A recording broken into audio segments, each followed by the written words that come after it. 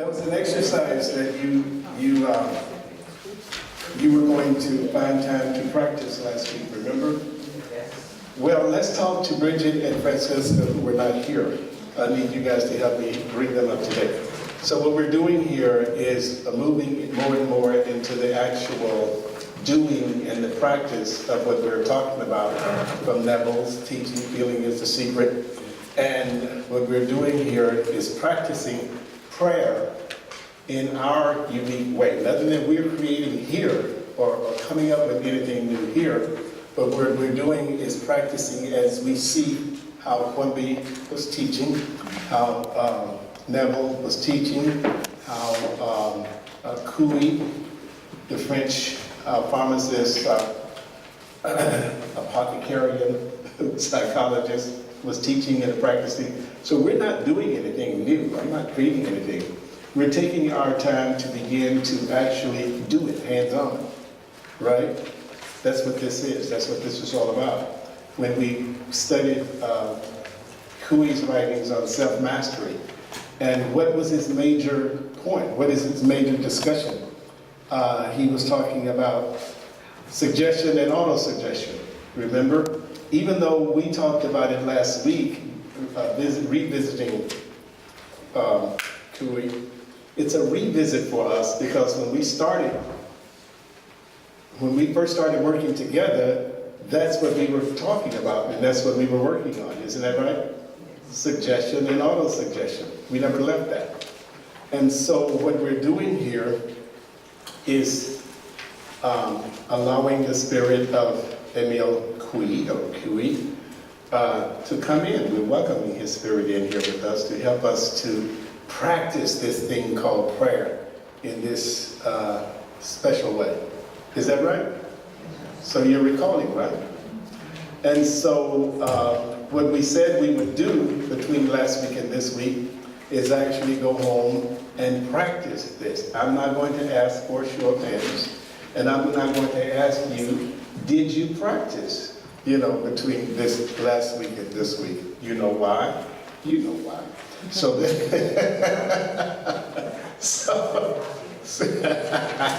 you know why. That's what I'm talking about today, is you know why. That's not my topic, but that's what I'm dealing with today is you know why. Come on, Donna, join us. So, anywhere. So we need to begin to do this, and I thought that if we just walk around here and just do it a little bit today, then when you go home, you'll continue to do it. And we're going to walk around and pair off and do it, only if you want to. If you don't want to, stay where you're seated.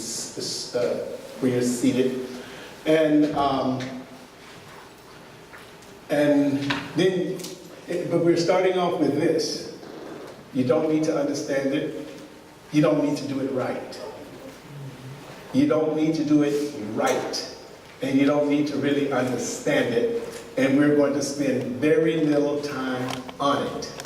Got it? Yes. So the point is that this is how we want to begin each session, and sometimes this is why we want to end each session. And you don't need to understand it, you don't need to get it right, it doesn't need to work the first time, second time, third time. But at least I think it'll motivate you to do it at home more frequently, and just, lock the door on somebody and don't let them go until they practice it with you. Don't tell them you go lock the door. Just let them invite them over for some cornbread. And then lock the door. So you ain't go until we practice this. Okay? That's how this is going to work. And that's the only way this is going to work. So what I want to do is read it, the instructions again. Then I'm going to grab Reverend Helen as a volunteer. And you have at least the two of us to come and practice with, or you can practice with each other, but just for a few minutes. But it's not, I don't have any power, she doesn't have any power. I don't know how to do this any more than you.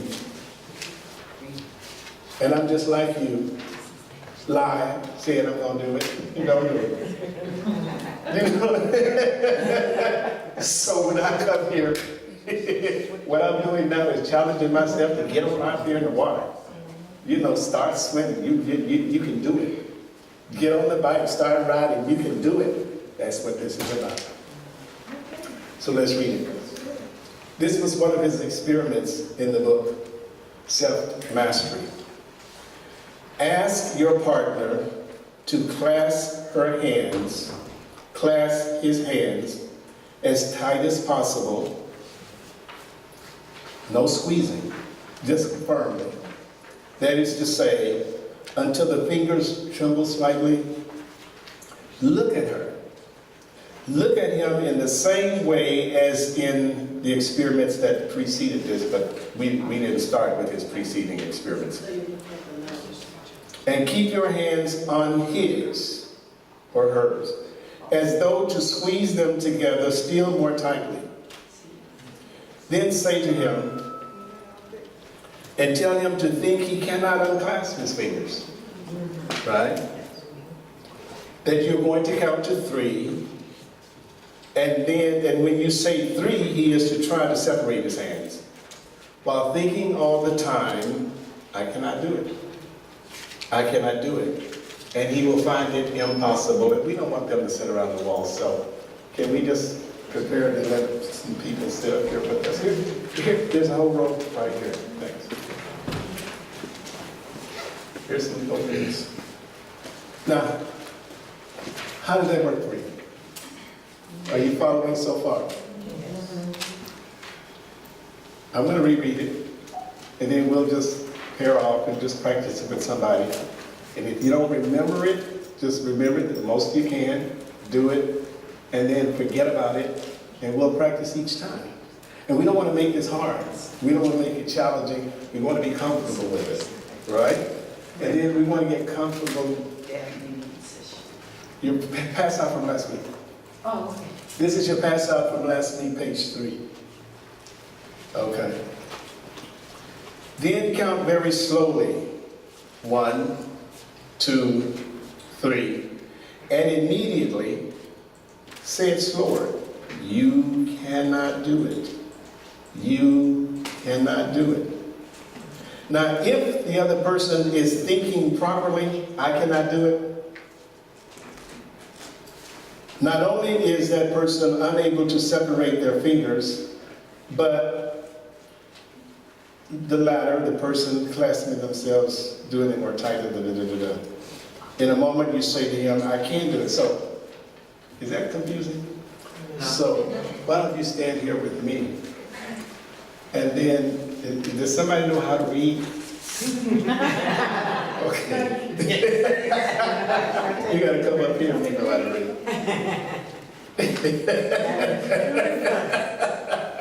We need to get them over here. So you're going to read to us, and we're going to follow her. Okay. Okay. So ask the subject to clasp his hands as tightly as possible until the fingers tremble slightly. We can't see. Can you move over here? No, I need to be behind us. Maybe here. Yeah, you can go outside. You can go outside. Look at him in the same way as in, oh, wait, you can't do that. You want to read it anyway? Yeah. Okay. Look at him in the same way as in the preceding experiment and keep your hands on his, as though to squeeze them together still more tightly.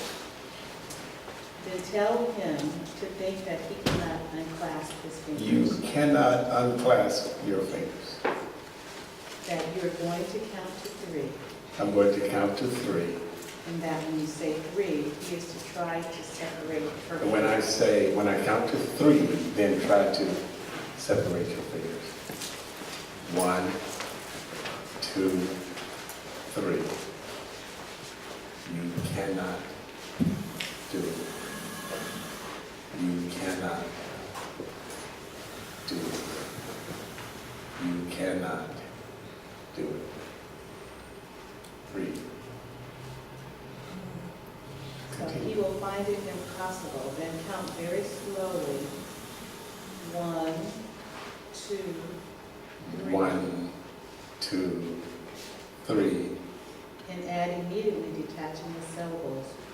You cannot do it. You cannot do it. Repeat. You cannot do it. If the subject is thinking properly, I cannot do it. Not only is she unable to separate her fingers, but the latter clasp themselves all the more tightly together.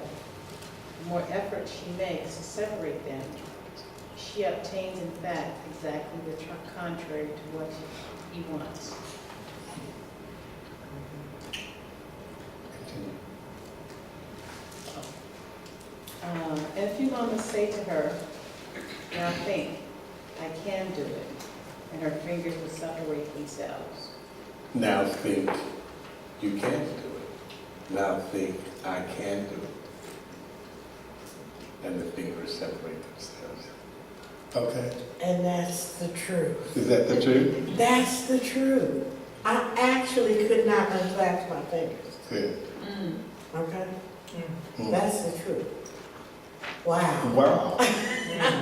And I mean, I strained all my shoulders. I could not. Wow. Wow. That's a wow. That's all I can say is wow. Okay, I'm glad that we practiced that. The intention was to move through the audience and share it, but our time is very late. But that's, I'm glad that we shared an example. And what I want you to do is practice with someone between now and coming back as often as possible. Now, I'm not going to go through it, but don't you remember the importance of doing, reread your material from last week. To read why the importance of doing it, where it tells you at the end of this writing, now this has positioned you to be in a place for ripe for. Remember, you've cultivated the field, and you are ripe for making this stuff possible. When you're doing your I am, every day in every way, I am getting better and better. You cultivate the field. When you've been successful at doing this yourself on the other end. When the person is speaking to you, to class. You understand? Yeah. So, going forward, let's just start our meetings off this way and just partner up, you know. And everybody will brush their teeth before they come in the morning. And you won't have no problem.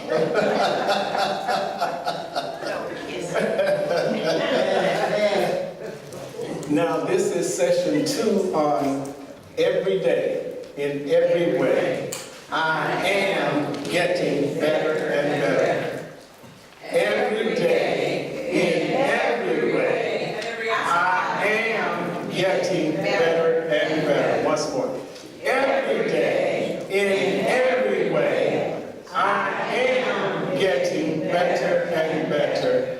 And so it is. How are you guys sitting all the way back there? Please come and join us. I felt disconnected. Yeah, panel. Did we change it to every respect? No, we haven't. You can use either one. She's bringing up that last week it was brought out that you can either use every day in every respect. I am getting, but we're not going to make any importance of words. That means nothing. It's the idea. You know, it's the idea. So whichever one works better for you is saying the same thing. Every day in every respect, I am getting better and better. You might interchange it. You might say it one way, this way, but there's no power in that. It's the idea behind it. So, we're going forward. Today, I'd like to share with you how today's message came, or the direction of the guidance for this, which is all part of what we're doing, is that when I was practicing this myself during the week,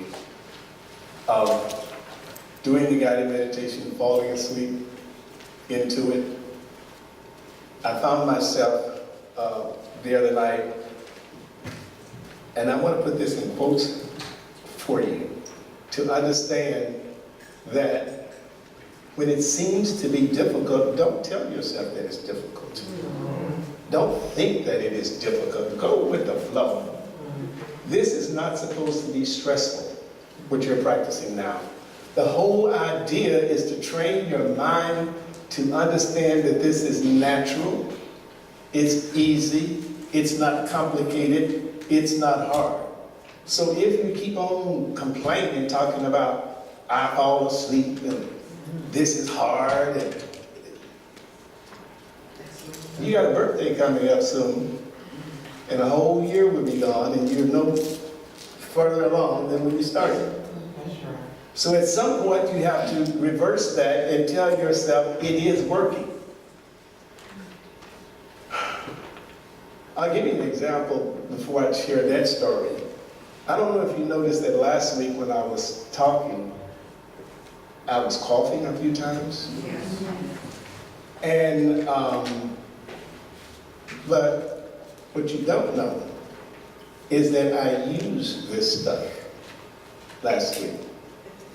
See, I have a track in my mind. Do you have tracks in your mind? Tracks. You know what a track is? You remember the 8 tracks in the old albums? They had tracks on them. Well, that's how the mind is. You have tracks. And that's what this is designed to do, is help you change those, re-record over those old tracks, revise the past.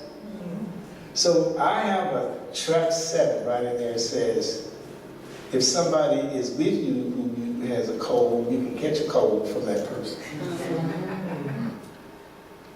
Now, how is it that other people can be around people with all kinds of stuff and they never get sick from the person who has the cold? They don't have that track. Now, my mama raised me, boy, you're going to catch a cold. You walk out there without a sweater, without a jacket, whatever, and guess what? You get caught in the rain, you're going to catch a cold. You take a bath in the morning, you go out and take your bath at night, because if you take a bath in the morning, you're going to catch a cold. And guess what I don't do is take a bath in the morning and go out, because I'm going to catch a cold.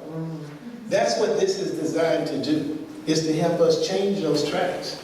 Re-record to what you want on there, and that's what this is about, the power of auto-suggestion. My niece called. I have to work, and I need you to keep Jacob. Well, number one, is his hair combed? Is he dressed right? Because if he's not, don't bring him around me. You got to look right, dress right, fresh haircut, everything. Yes, the little boy loves me, but I don't love him that much. Because see, when I leave home, I take him with me. I don't leave him at home. And I go anywhere I want, and I take him with me. That's where I am with children. I keep. But I said yes. She sends me a text a few minutes later. But I forgot to tell you, he has a cold. Well, I have a rule. If he's got a cold, you can't bring him here. Why? Because I'm going to catch the cold. But this was her brand new job. First or second day on the job. And so I said, okay, bring him on, but I won't do it again. That was on a Sunday.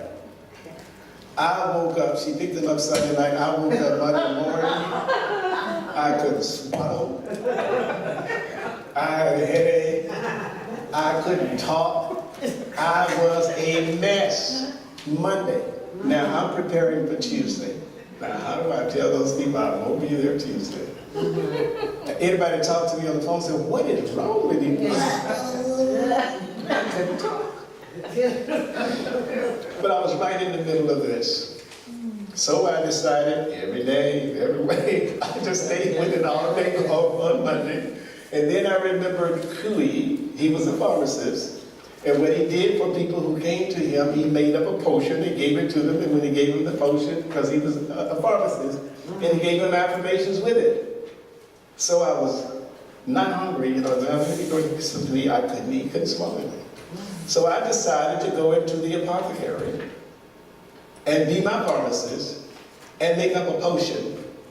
So I had some rotisserie chicken. I got me some celery and carrots and bell pepper and this and that, and I put my pot on the stove and I made myself up a potion called chicken soup. Because I got a track that says chicken soup. It's already ready. I'm already prepared. I got to do You know, you create your own prescription. You know what works and you know what doesn't work. And I kept doing it every day and every way. I am getting better and better. Then I started asking the Holy Spirit for help. Don't leave that out. Ask the Holy Spirit for help. Then I started remembering everything that we've been talking about. So I had to see myself here on Tuesday. That was my day. And I can't swallow. I can't talk. You know, I'm sick. But that's how I pulled myself through. And after I ate the chicken soup, oh, did I feel better? Why? Because I gave myself the affirmation, this will make me better, and I am getting better and better. And then I made myself a big old affirmation to put it in front of me and put it in different places. Then I fell asleep on that. And on Tuesday morning, that's what you got, with just that little cough left. Do you hear me? Yes. So we got to start practicing this now. What I'm doing is applying it to other things. I guess that's it. Today, let's have a topic for session 2 on every day. In every way, I am getting better and better, so we can understand why it is okay not to be so rigid and say, well, if I'm already healed, why am I saying every day in every way? We answered that once. And 3 weeks later, the same person will ask the same question. But we're getting into it more and more. We start off with the principle that it's already done. Now, there are what we're talking about is prayer, right? And my topic is prayer equals promise plus perseverance.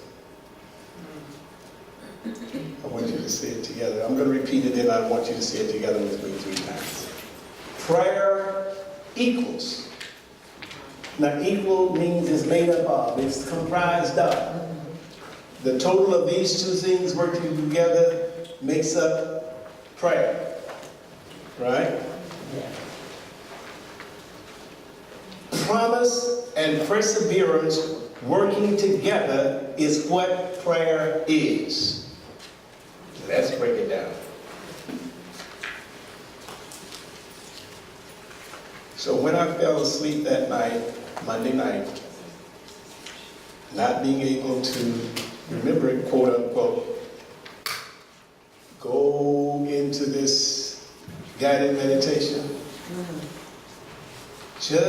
Now I'm not successful at it, remember, but just as I am falling asleep, not being able to practice this, there was a thought that entered into my mind.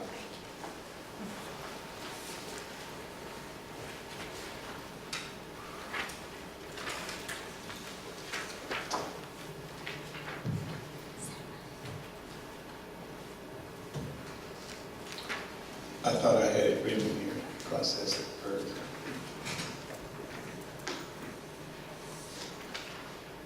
I don't see it.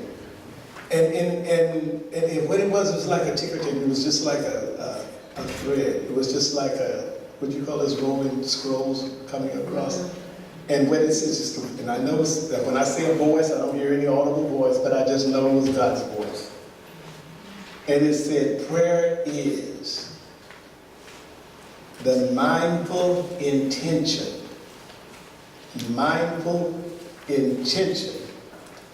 of the use of creative imagination that you use as a co-creator with God to create things in your life or to change things that you have created in your life. Do you hear me? That came through just that clearly. And guess what I did? I rolled over because I had an open document on the computer and in my journal. And I just typed it real fast. That was powerful. What was the last Would you part? repeat it? Repeat it. I'll give it to you. Catch the essence of it. It's not that you don't need to write it down. Just hear what I'm saying.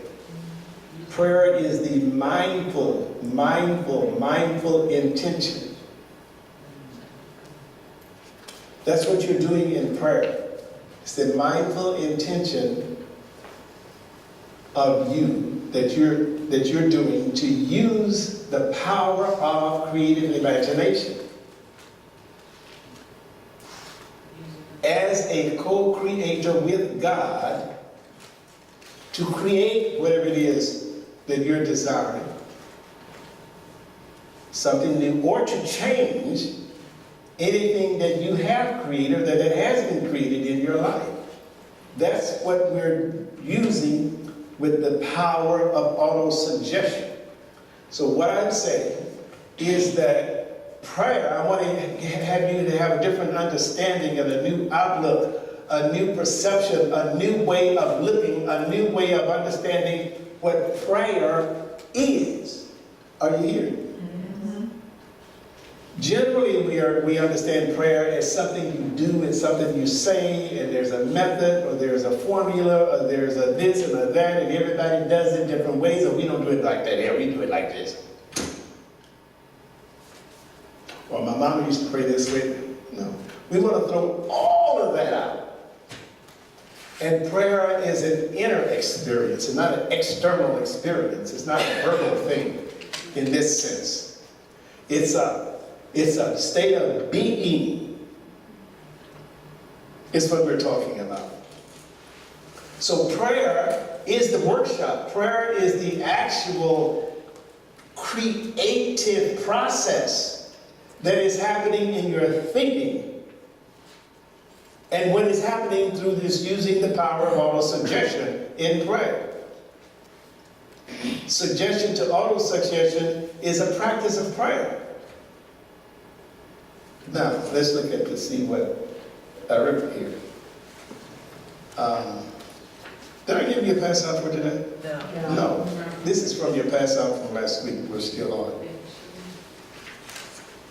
So, in order to help convey this,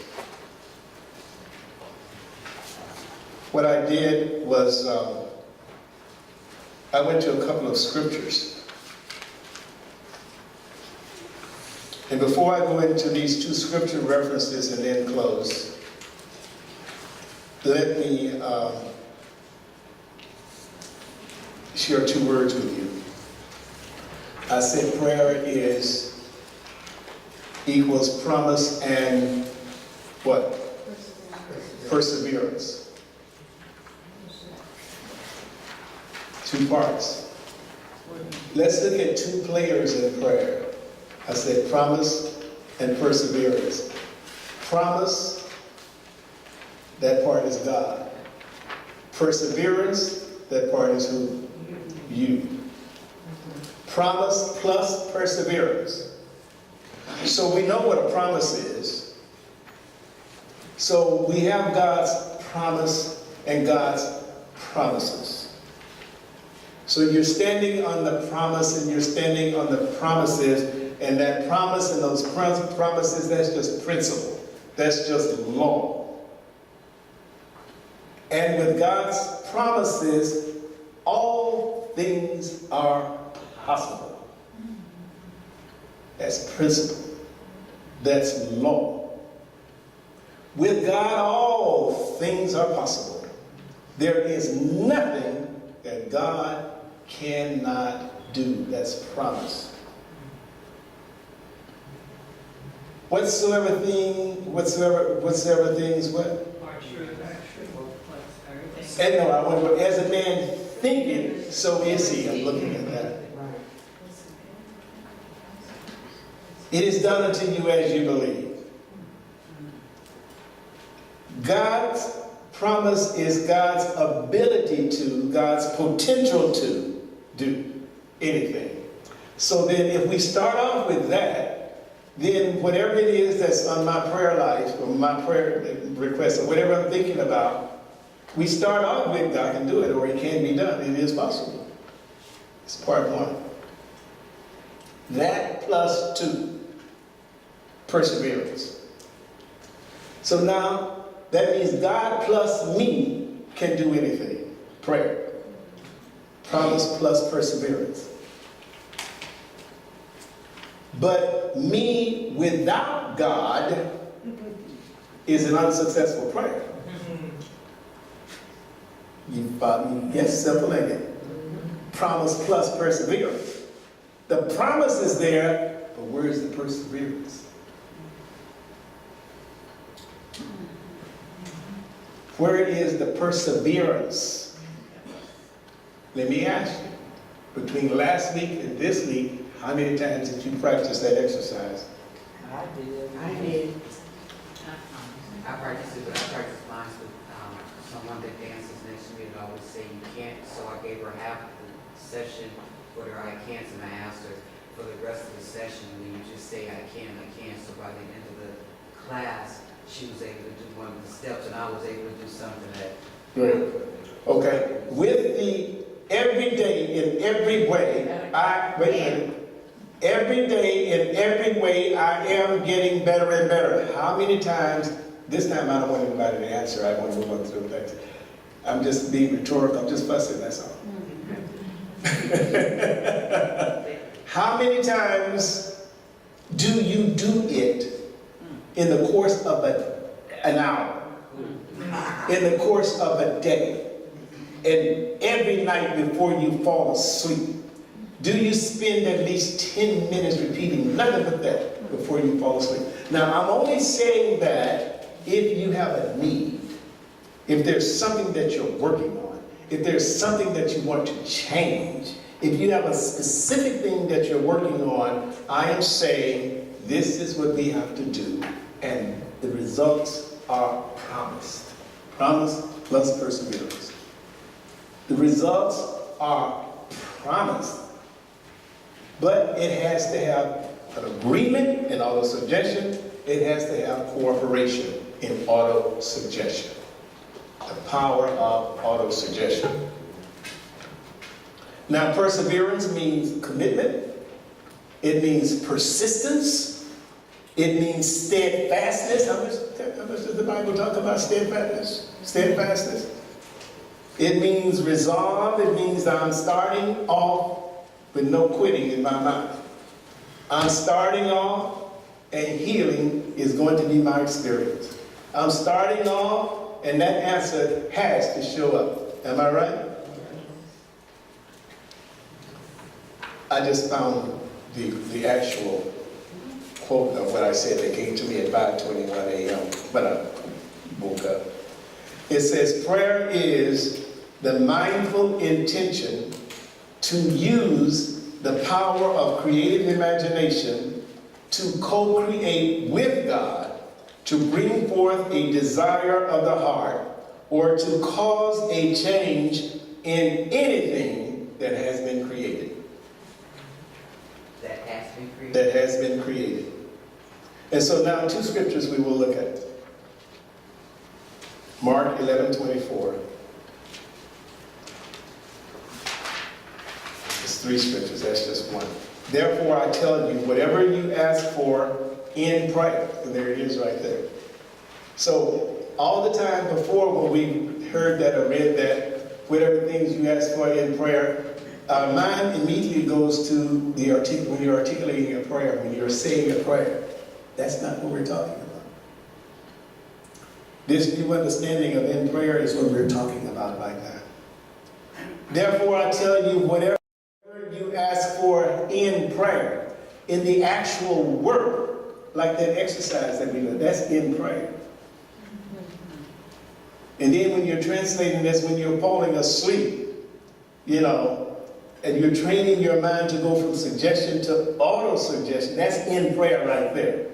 Whatever things you ask for in that prayer, that kind of prayer, believe that you have received it and it will be as the promise.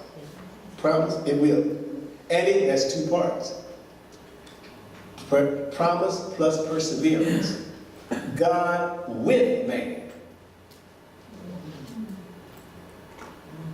Now let's look at how this happened. Let's look at James chapter 1. And it's verses 2 through 8. And it talks about what you're going through, what you're trying to change, the answer that you're striving for, your stuff, the things that you're working on. That's what it's talking about. It says, first of all, starting off in prayer for the incurable thing, for the impossible thing, this situation, this circumstance, this problem, this whatever, you start off with that. It starts off, first it says, consider it pure joy. Now, is that easy? No. You start off with pure joy. Thank you. Wow. You don't want to curse your blessing before the healing comes. It's a blessing. How is a blessing? You created it.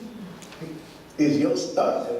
It didn't just come out of nowhere, from nowhere. It came through you, not to you. So you don't start judging yourself. If you want to get the blessing out of it, you give thanks for it. It says, count it pure joy, my brothers and sisters, whenever you face trials of many kinds, whatever it is.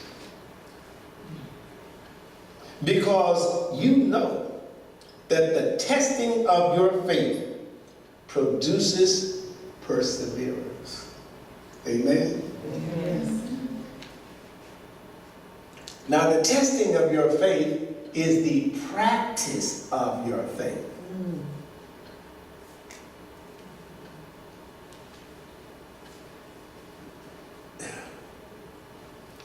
Okay, you go to Ford, Mercedes, Volkswagen, the company, and the cars go through the whole process from liquid to the thing becomes steel to the parts all that come together, and it's finished. Now they go off the finishing line, and before it's final, they put it out there to test it. Am I right? To prove, put it on the proving grounds, right? That it works. We have to look at our problem and our prayer life the same way. It's already done. It's already done. So now I'm going to test my faith and walk on out here and drive it like it's already done. I'm going to make it run. I'm going to use it, the testing of your faith. But we walk by faith, not by sight, as if you have to begin to think and feel as if it's coming out the finish line. It's already done. So go on into it and walk in your healing. And walk in your house and walk in the healed relationship. Walk in the state of that being, and that's the state of being that you have to go into and live from.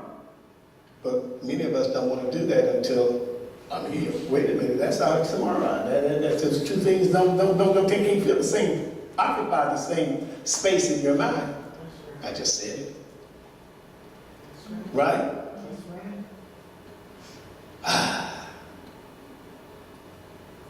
Let perseverance finish its work, so that you may be mature and complete, not lacking anything. Now, we said a week before last week that, you remember I said the man lying by the pool came all the way from Albuquerque, got to Compton to where the healing pool was, and just laid there for how long? 38 years. Every time the water was troubled, he had come for 38 years. He wanted to be married. Could never find nobody.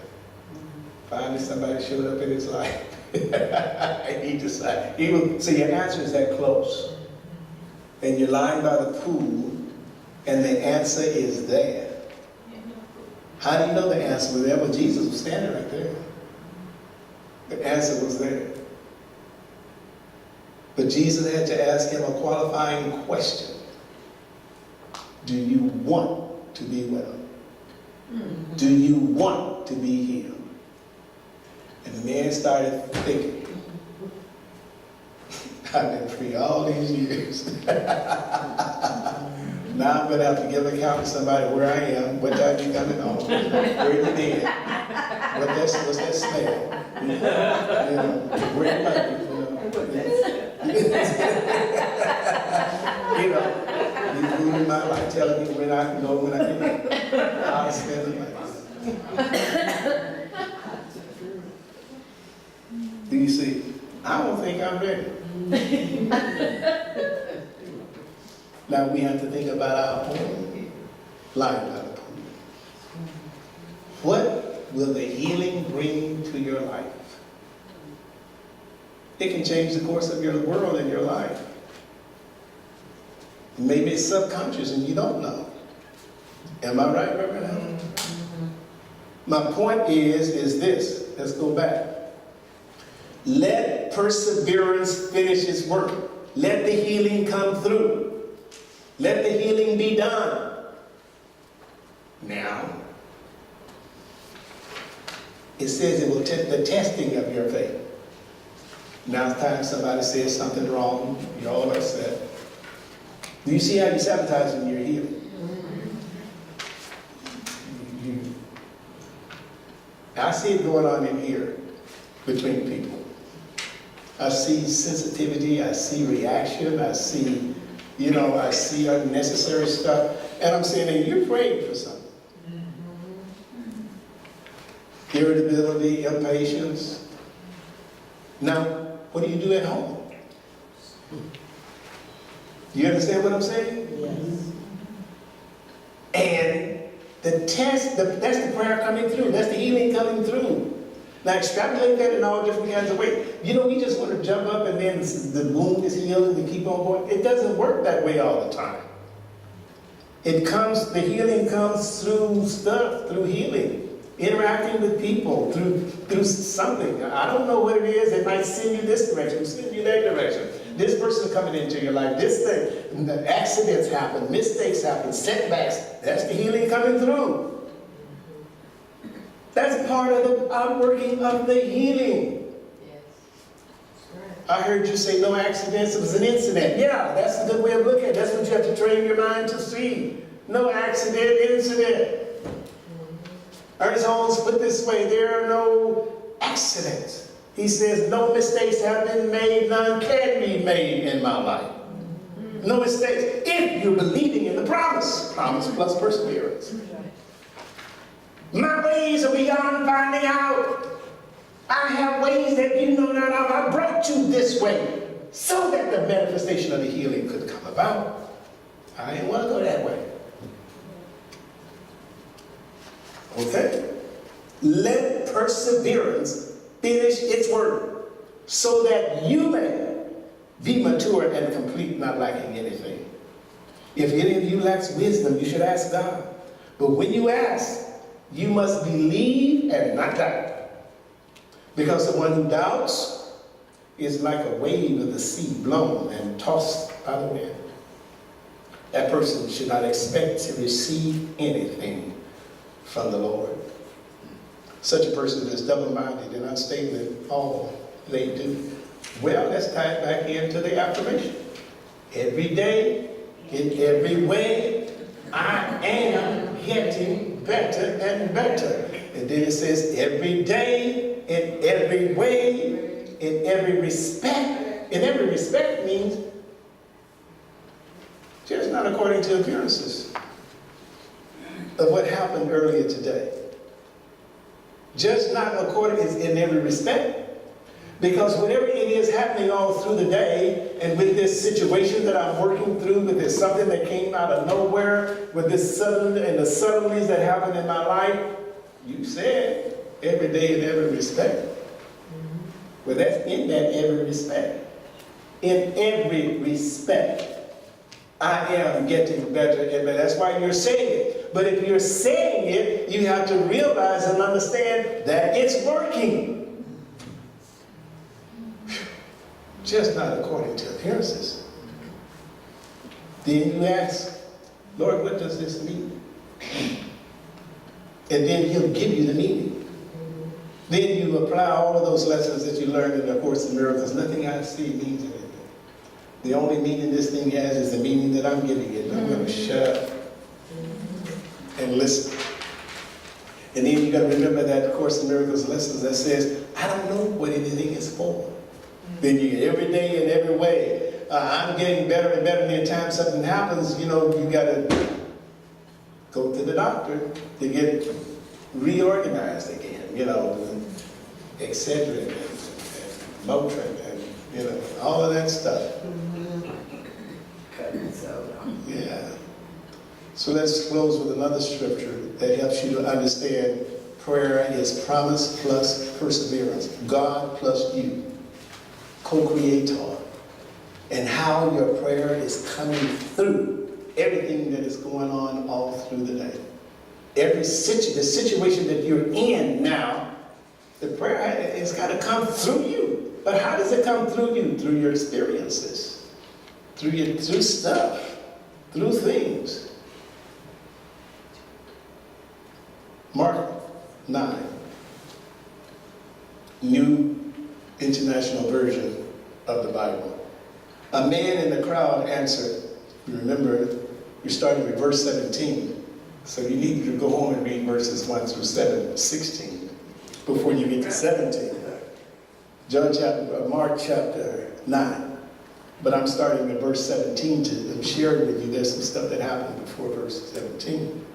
A man in the crowd answered, Teacher, I brought you my son, who is possessed by a spirit that has robbed him of speech.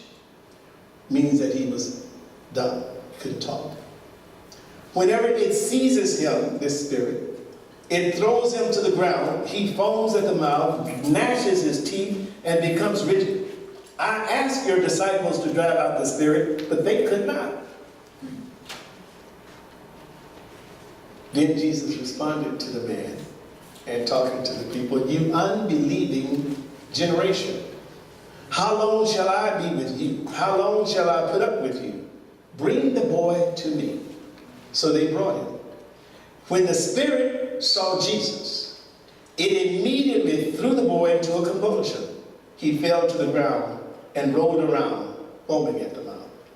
Jesus asked the boy's father, how long has this child been like this? And the father said, from childhood.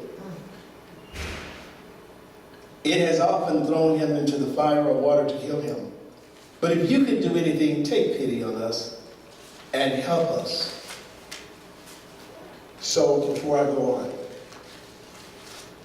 I just want to point out that a lot of people, not only us, but sometimes we're working with people who are dealing with seemingly impossible situations, incurable situations, situations where there's apparently no hope. Am I right? But when we come to pray for ourselves and pray for others, we think that we need to use something different, a different approach, a different way, or more powerful prayer, or something stronger. That's not true in prayer. That's what we're looking at. That's what we have to start off with also. So the man said, if you can do anything, take pity on us and help us. And the next verse, Jesus said, if you can. See how ridiculous that is? And look how ridiculous we are when we go to God, when we try to use this power.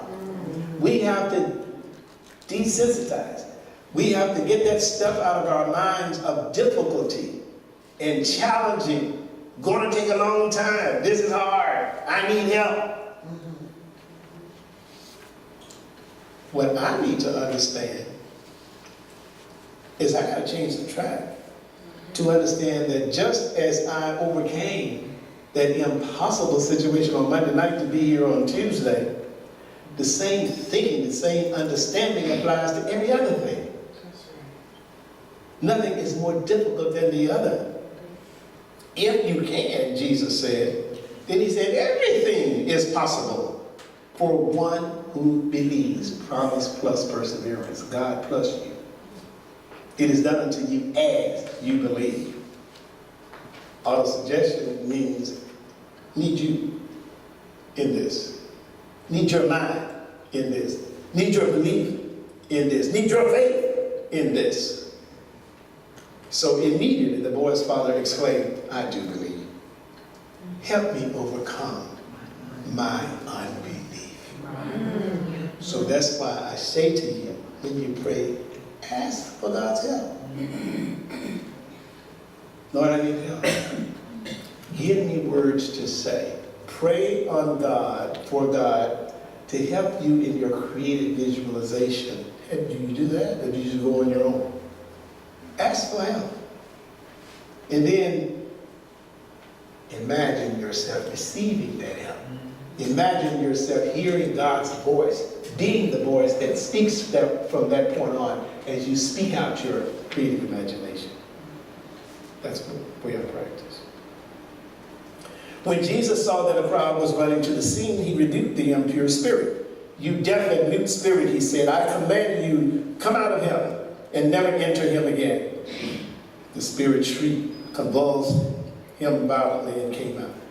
The boy looked so much like a corpse, and many said he was dead. But Jesus took him by the hand and lifted him up to his feet, and he stood up.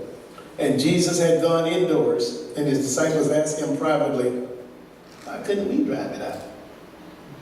He replied, this kind. Come on, let's see if you got to say. This kind, once more. This kind, once more. This kind can come out only by prayer. Is that a close? Only by prayer. And that's what we're talking about. That's what we're doing. We are learning to pray. And pray is getting engaged with God in the laboratory of your mind, going into that place with deliberate, mindful intention to work with God as a co-creator, to use the power of your creative imagination to create things in your life and or to change things that you've already created, allowed to appear in your life. That's right? And so it is. Every day, in every way, I am getting better and better. Every day, in every way, I am getting better and better. Once more. Every day, in every way, I am getting better and better. And so